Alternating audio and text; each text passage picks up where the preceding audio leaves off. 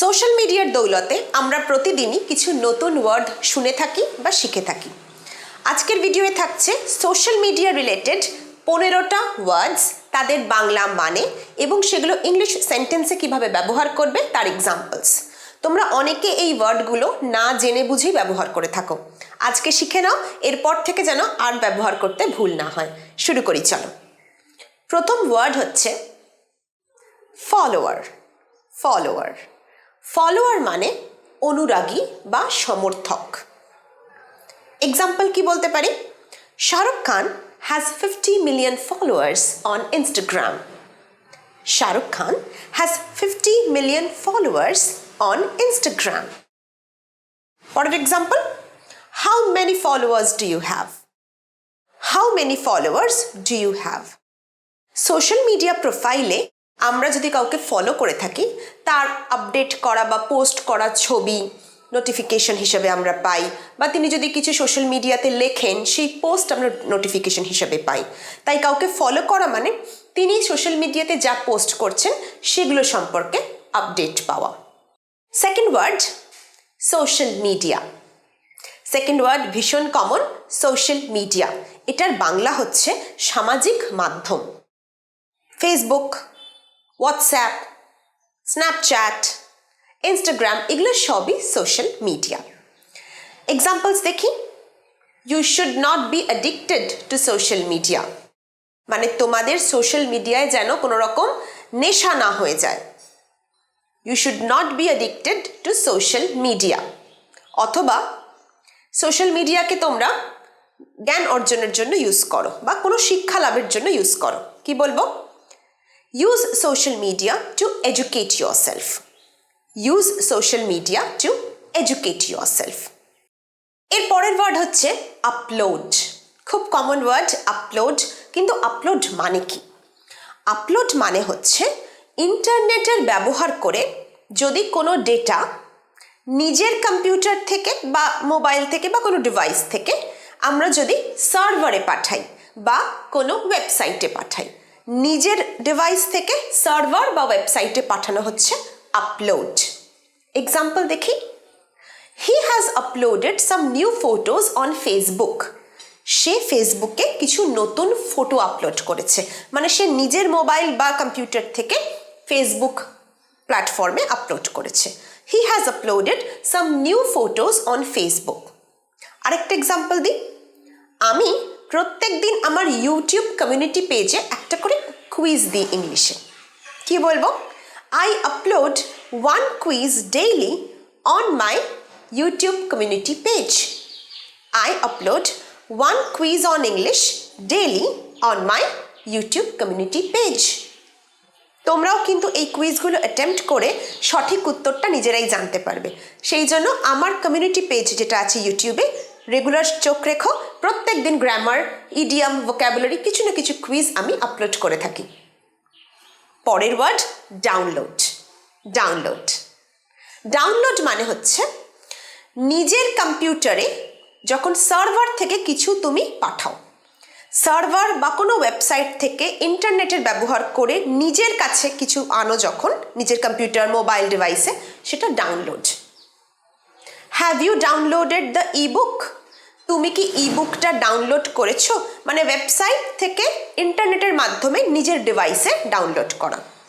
আমরা দেখবে app download করি, মানে কি সার্ভারে আছে সেখান থেকে নিজের ফোনে স্টোর করি। Have you downloaded that ebook?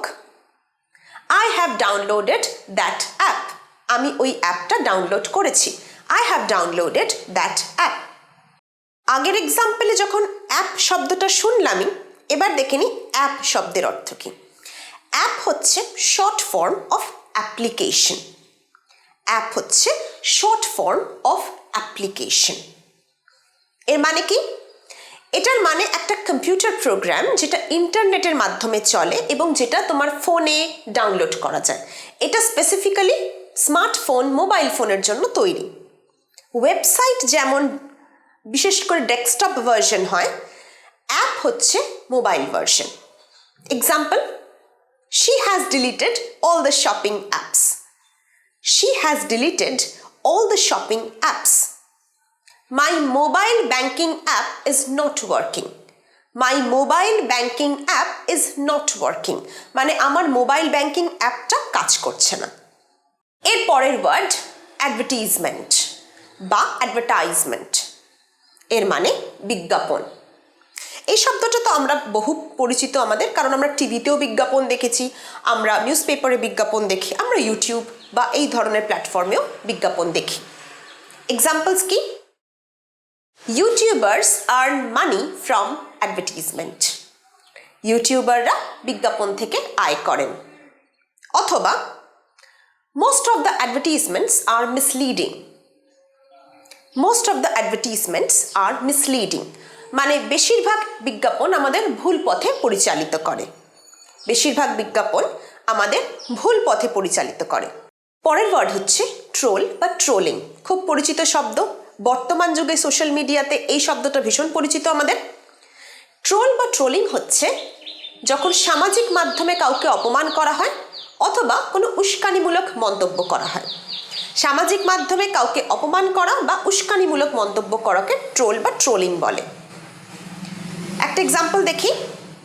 সে সামাজিক মাধ্যমে ট্রোলিংয়ের শিকার। She has been a victim of social media trolling.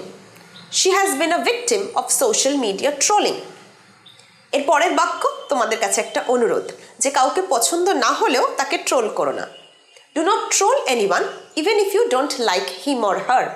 Do not troll anyone even if you don't like him or her. তাকে পছন্দ না হলেও তাকে ট্রোল করো না। পরের ওয়ার্ড ইনফ্লুয়েন্সার। ইনফ্লুয়েন্স শব্দের অর্থ প্রভাব। ইনফ্লুয়েন্সার যিনি প্রভাব সৃষ্টি করেন। সামাজিক মাধ্যমে এমন অনেক বড় বড় ফিগার আছেন, অনেক মানুষ আছেন যারা অন্যের ওপর বিভিন্ন বিষয়ে প্রভাব সৃষ্টি করেন। এক্সাম্পল, আমি একজন শিক্ষামূলক ইনফ্লুয়েন্সার হতে চাই, মানে শিক্ষা বিষয়ে আমি প্রভাব বিস্তার করতে চাই। I want to be an education influencer. I want to be an education influencer. Mister Das একজন finance influencer. Mister Das is a finance influencer. তিনি ফাইন্যান্স বা বিনিয়োগ বা টাকা পয়সা ইত্যাদি বিষয়ে সামাজিক মাধ্যমে প্রভাব বিস্তার করে থাকেন। Mister Das is a finance influencer. পরের ওয়ার্ড প্ল্যাটফর্ম। প্ল্যাটফর্ম খুব পরিচিত শব্দ, আমরা রেলওয়ে প্ল্যাটফর্ম শুনেছি। সোশ্যাল মিডিয়াতে প্ল্যাটফর্ম শব্দের অর্থ প্রচারের মাধ্যম। প্রচারের মাধ্যম। Example, YouTube is a wonderful platform to gain knowledge. YouTube জ্ঞান অর্জনের জন্য একটা দারুণ প্রচারের মাধ্যম। দেখবে ইউটিউব থেকে আমরা অনেক ভিডিও দেখতে পাই যেগুলো থেকে আমরা প্রচুর শিক্ষা লাভ করতে পারি বিভিন্ন বিষয়ে।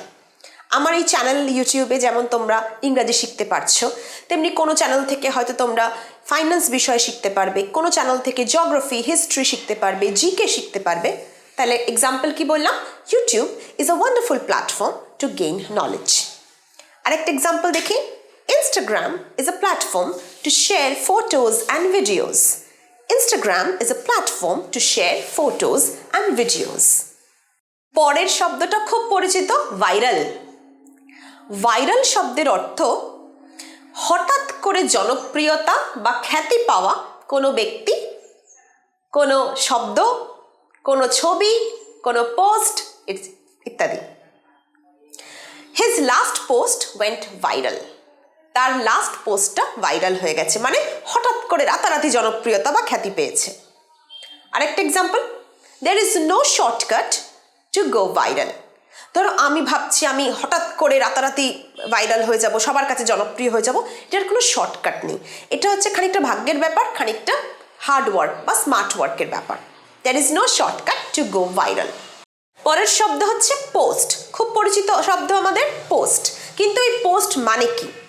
সামাজিক মাধ্যমে যদি কোনো লেখা, ছবি, ভিডিও প্রকাশ করো তাকে বলবো পোস্ট। সামাজিক মাধ্যমে আমরা যখন কোনো লেখা, ভিডিও, ছবি প্রকাশ করে থাকি তাকে বলবো post. Examples, his posts are hilarious. His posts are hilarious. Hilarious শব্দের অর্থ কিন্তু মজার, মানে সে যে লেখাগুলো প্রকাশ করে সেগুলো খুব মজার। His posts are hilarious. পরের একটা সেন্টেন্স দেখি। Have you posted your photos of the trip? তুমি কি বেড়াতে যাওয়ার ছবিগুলো পোস্ট করেছো, মানে প্রকাশ করেছো সামাজিক মাধ্যমে? Have you posted your photos of the trip? এর পরের শব্দটাও খুব কমন, খুব পরিচিত এই বর্তমান যুগে, সেটা হচ্ছে মিম। মিম, MEME, এটা অনেকেই তোমরা মিমি, মেমে এরকম ভুলভাল উচ্চারণ করে থাকো, আমি শুনতে পাই। সঠিক উচ্চারণ মিম। মিম, মিম মানে কি?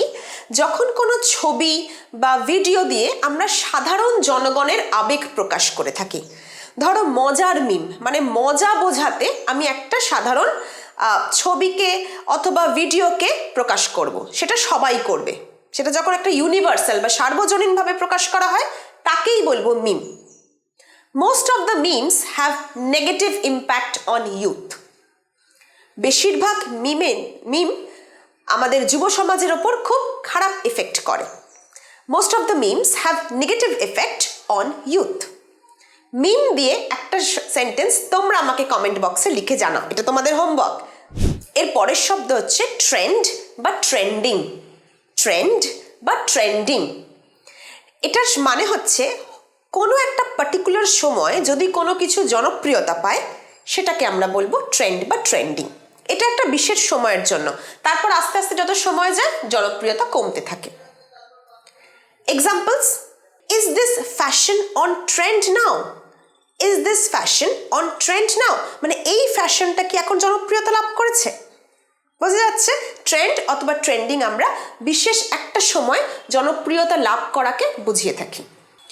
পরের শব্দ হচ্ছে চ্যাট। খুব কমন শব্দ, অনেকেই জানো তোমরা। চ্যাট মানে অনলাইন কথোপকথন। অনলাইন কথোপকথনকে আমরা চ্যাট বলবো। এক্সাম্পলস: যার তার সাথে চ্যাট করো না বা অজানা লোকের সাথে চ্যাট করো না। Don't chat with unknown people. Don't chat with unknown people.